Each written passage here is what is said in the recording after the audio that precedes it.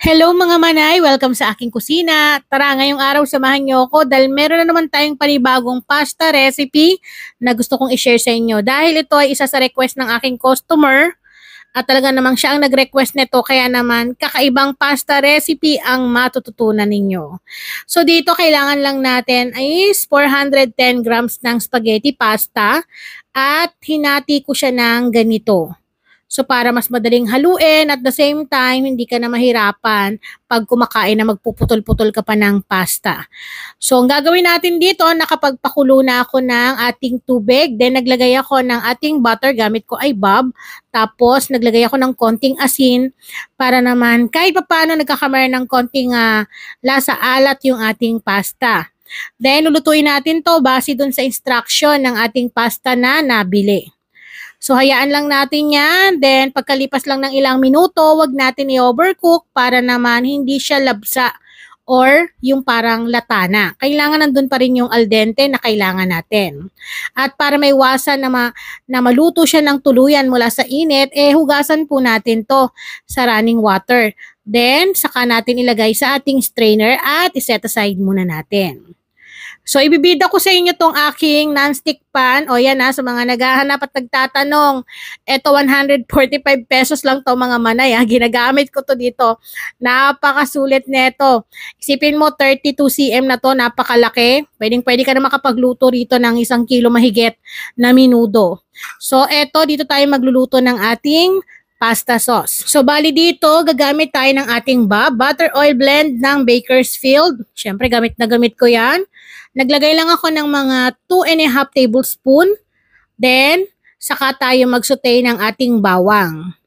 So, dito sa non-stick pan mga manay, kapag gagamit kayo, kailangan katamtaman lang ang init ng ating apoy para naman maiwasan na matuklap yung ating, tawag nito yung teflon niya.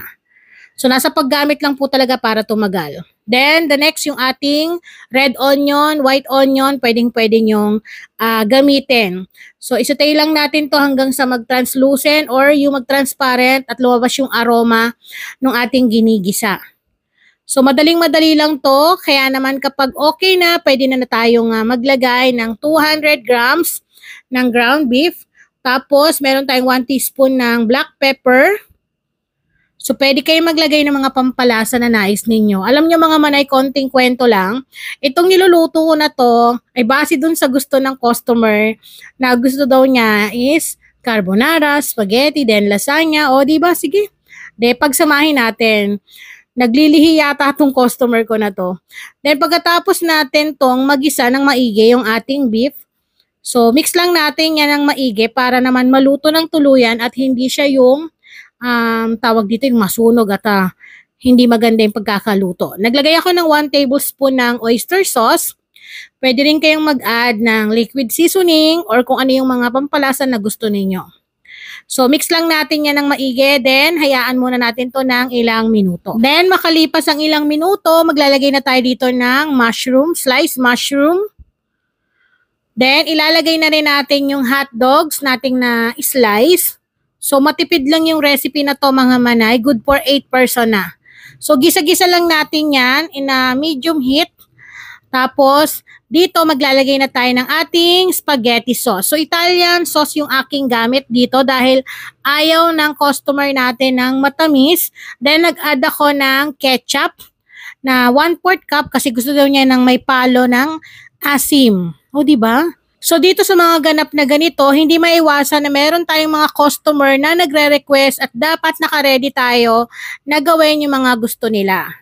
Then, pagkatapos nun, mag-a-add tayo ng basil at mag-a-add din tayo ng water na 1/2 cup para naman hindi masunog yung ating sauce. Then, ito ay ating papakuluan in a medium heat. Hayaan lang po natin yan ng ilang minuto para totally na maluto yung ating meat at maging thicker yung ating sauce. Pagkalipas ng ilang minuto, kapag okay na, so hindi natin kailangan niya sumobra na yung pagkalapot niya. Dahil dito, maglalagay naman tayo ng 1 pack ng all-purpose cream. Kasi gusto nga niya ng carbonara. O diba, pinaghalo-halo yan na spaghetti carbonara. O ayan sa mga nanonood dyan, eto pag samasamahin na natin yung mga gusto ninyo.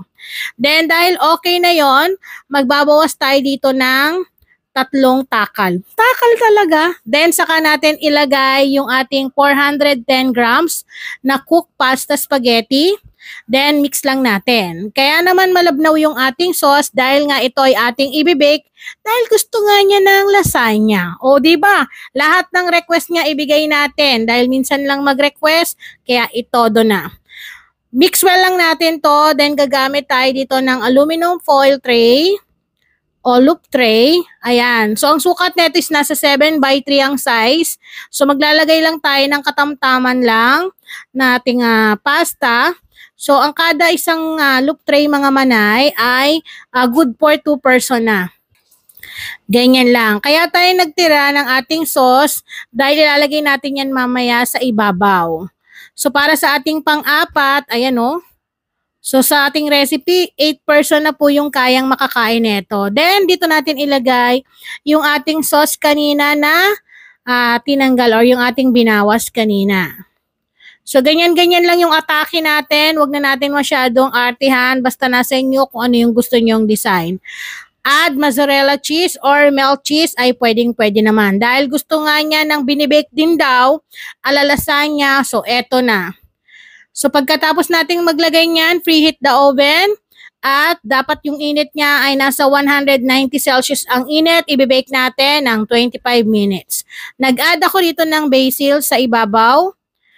Then, gagawin natin dito, isalang na natin sa ating oven at siguradong ang bango neto. Kaya naman mga mommy, para sa mga gusto ng dagdag idea, kakaibang pasta spaghetti recipe, itry mo na. At dahil nga gusto niya nga daw na may mga patinapay ng taon, gagamit tayo dito ng sliced bread. So, meron tayo ditong bawang na pinino at gagamit tayo ng bob. Mga 3 tablespoon lang yung ating kailangan dito. Then, maglalagay ako dito ng parsley. So, konti lang din. So, nasa inyo kung gaano karami. Then, mix lang natin ng mix. Imekos-mekos lang natin yan. Kaya mga manay, anong gusto niyo sa toasted garlic bread? Ako kasi gusto ko marami talagang garlic. Then, spread lang natin yan.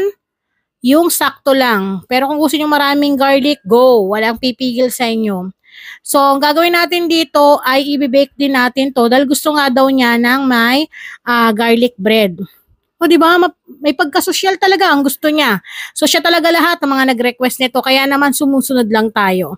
Pagkatapos kong malagay lahat, i-bake natin to sa init na 190 for 15 minutes.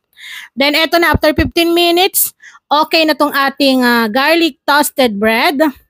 Then, yung ating mainit-init pa na escabonara. O, di ba? O, yun na yung pangalan nito kasi pinagalong spaghetti, carbonara, at lasagna. Kahit ako nabubulol din sa ginawa ko. Ang lakas man trip ng customer na to. Kaya naman sa mga nanay na naghahanap ng kakaibang pasta recipe, itry nyo na. Dahil pag natikman nyo to, grabe yung atake ng lasa niya. Mala Italian, talaga namang kakaiba at goods na may pares na garlic bread. So, ganyan lang yung pong gagawin natin. Maglalagay lang tayo ng tigi-isang toasted garlic bread. Siyempre, yung apat dapat sa akin na yun. So, ganito yung gagawin natin. Tapos, saka natin yan tatakpan dahil may pre naman na lid yung ating loop pan. So, ganyan lang mga manay. Lagyan natin lahat. Then, kung gusto mag-request ni client pa ng maraming garlic bread, so nasa inyo na yon. Bali dito sa garlic bread ko mga manay, ang ginamit ko dito is yung hotdog buns. Ganun lang, 2 piraso, then in-slice ko lang sa bawat isa ng 4. So, yan. At ito na nga po ang ating finished product para naman sa mga nanay na naghahanap ng dagdag idea recipe. I-try nyo na to.